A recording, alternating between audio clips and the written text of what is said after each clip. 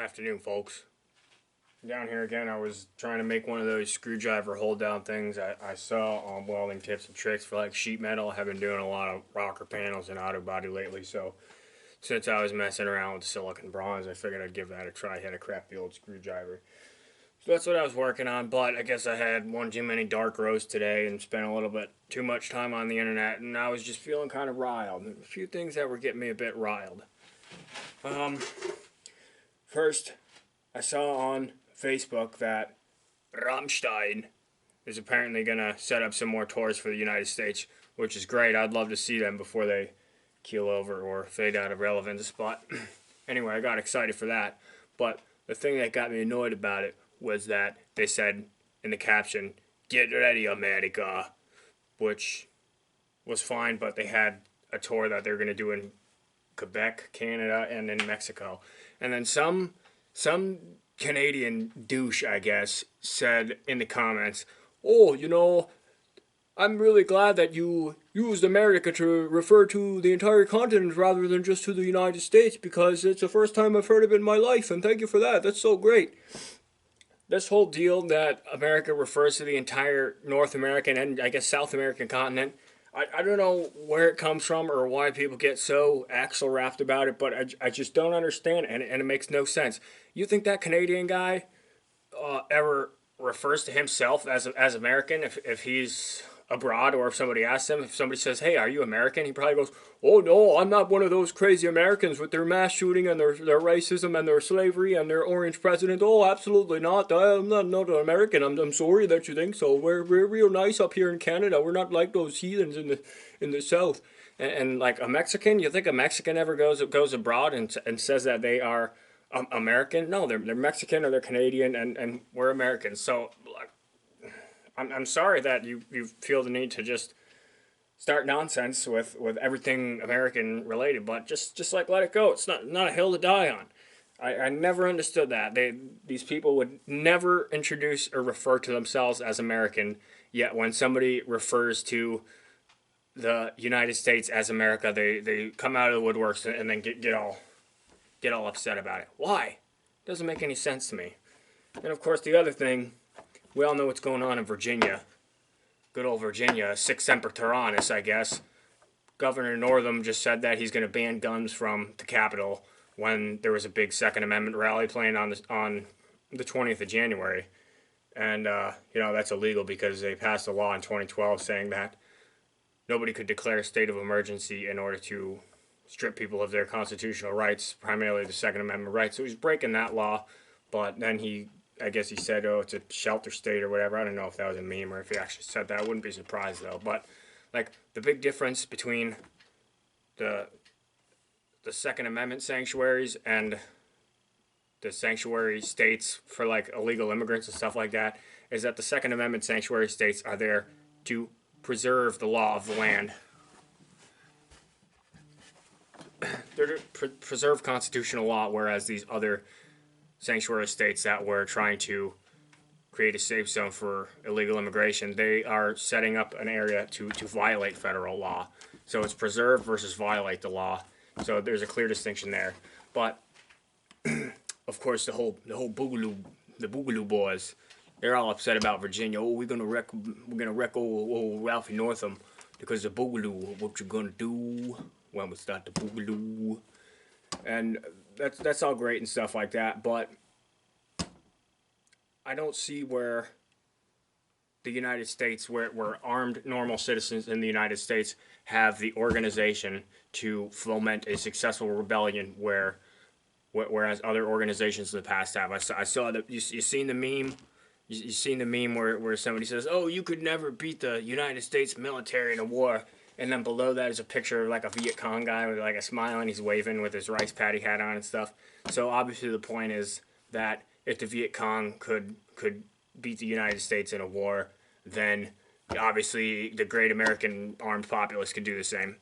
Well, I guess what they fail to remember is that the Viet Cong was not just a hodgepodge of rice farmers. It was a very highly organized entity that had the backing of not only North Vietnam, which was its own government. So it was a regular army with regular government and a good supply of weapons from even other countries, China and the Soviet Union and stuff like that. So these Viet Cong weren't just like random farmers who rose up. They were a highly organized cadre of communist insurgents in the South.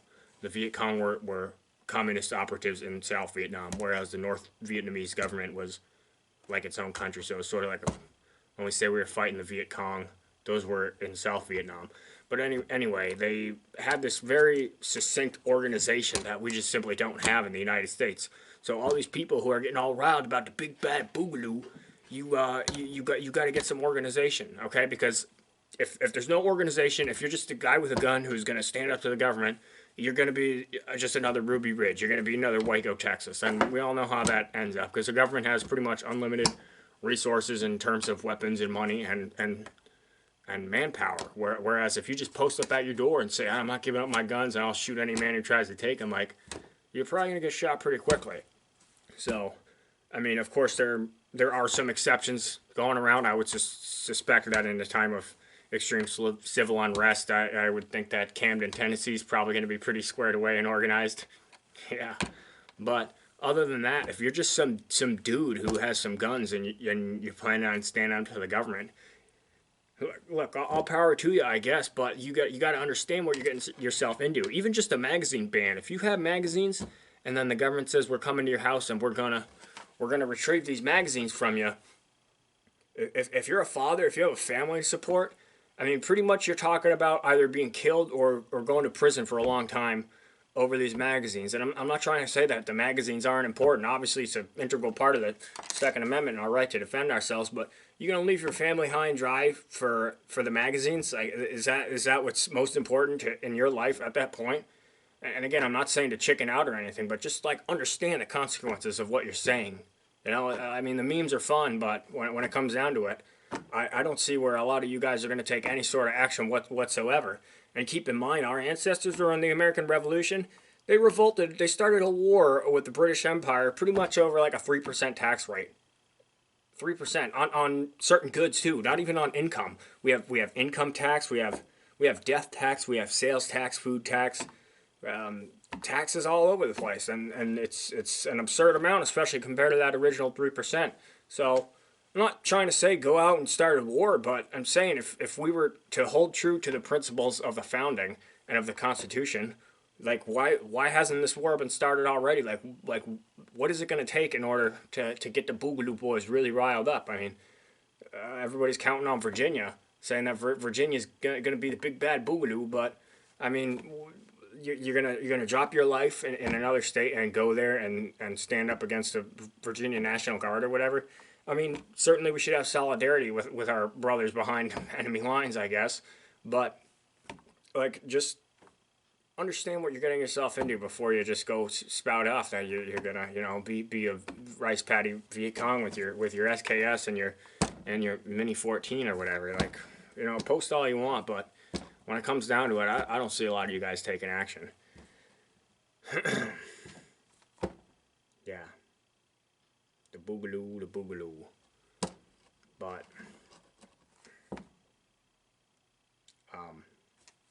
another thing that's always kind of bothered me about this is that you got all these guys, you got all these guys on YouTube, and I don't really want to call anyone out in particular, but you got all these guys who will talk a tough game about, like, oh, my line in the sand, or this, if this happens, and, you know, I'm taking up arms, or I'm going to fight in the revolution, or whatever. Yet, at the same time, they are so careful to follow all of the laws that they say are so ridiculous and unconstitutional. All these guys go through great lengths to do the paperwork and pay their tax stamp and get their SBRs and their silencers and their registered drop-in automatic sears or whatever. All this stuff, they're so careful to toe the line, but then it's always the next step that's going to be the line in the sand. It's like, oh, well, you know, I don't mind having a highly regulated AR-15 where, you know, I would go to prison if I didn't do the tax stamp to shorten it 2 inches. But, oh, if they say no AR-15s, then, oh, yeah, that's my line in the sand. I'm taking up arms or whatever. It's like, probably not. They're probably gonna fine you until you turn your guns in, which you're gonna do because you're gonna go broke otherwise, or they're gonna come and, you know, knock on your doors, bust it in, and rough you up, take your stuff, and haul you off to prison. I mean, and again, you're going to stake your entire life on that. I'm not saying it's not important. I'm not saying we don't need guys who are willing to take the fall and go to prison and stand up, but we need more proper organization if you're going to be successful in this. And you need to have a realistic line. And I think personally that this line should have been years ago. I can't really point to a specific incident, but that's how this stuff happens. It's incrementally. You're gonna turn around one day, and nobody's gonna have any guns. And then what are you gonna do then? That's always been the fallback. Oh well, we got our guns. A rifle behind every blade of grass. Like, look, that makes sense if it's an invading force. People always cite that the Japanese emperor always cited that as a reason to not invade the United States. Oh, there'd be a rifle behind every blade of grass. I mean, it makes it pretty simple when you have the support of your own domestic government that has declared war on this foreign country, and if that foreign country were to invade, it's pretty clear cut. You can hide on your farm and in the hills and shoot at the Japanese or the Chinese or whoever it is that comes over. But when it's a civil war, when it's your own country, your own government, your own countrymen that you're warring against, it really mudders the waters a lot. And there's a reason why the Civil War was easily one of the most destructive conflicts in United States history. So, yeah, the memes are funny, but I mean, I suspect that's where it ends with a lot of you big bad Boogaloo boys. So just trying to understand your history a little bit better, trying to understand the whole dynamics of the situation, and understand that voting for your state senators and representatives and governors is probably more important in the long run, and maybe even in the short run too, than getting all hyped up about the president. Yeah, the presidency is important, but if you just blow off these local elections, then that's the basis of political power in Washington, D.C., and that is a direct vote. People cry about the Electoral College and stuff like that, but your senators and representatives, your federal ones that go to D.C., and your state ones, that's about as direct as you can get as far as voting. And if you stay home and say, oh, who cares, I don't know anybody on the ballot or whatever, then that's going to set us up for political destruction more so than Obama becoming president or Orange Julius or whatever you want to call anybody. But like, you need to pay attention to your local elections, and you need to take part in them. You need to research these candidates, and you need to understand the effect that it has on not only your local laws and your state laws, but the federal laws. Like when you send these people to Congress, that's a huge deal for the country. You see how much Congress can impede or mess stuff up when they're there. And that is a direct vote. Those people are directly elected from your district. So you need to pay attention and research it. And, I don't have time to read up 10 minutes on a candidate, or I don't have time to make it there, I got to work. Well, you got time to sit around and post these Boogaloo memes and count all your bullets, but you don't have time to do a little bit of research on a candidate that's going to be directly elected by your vote in your region.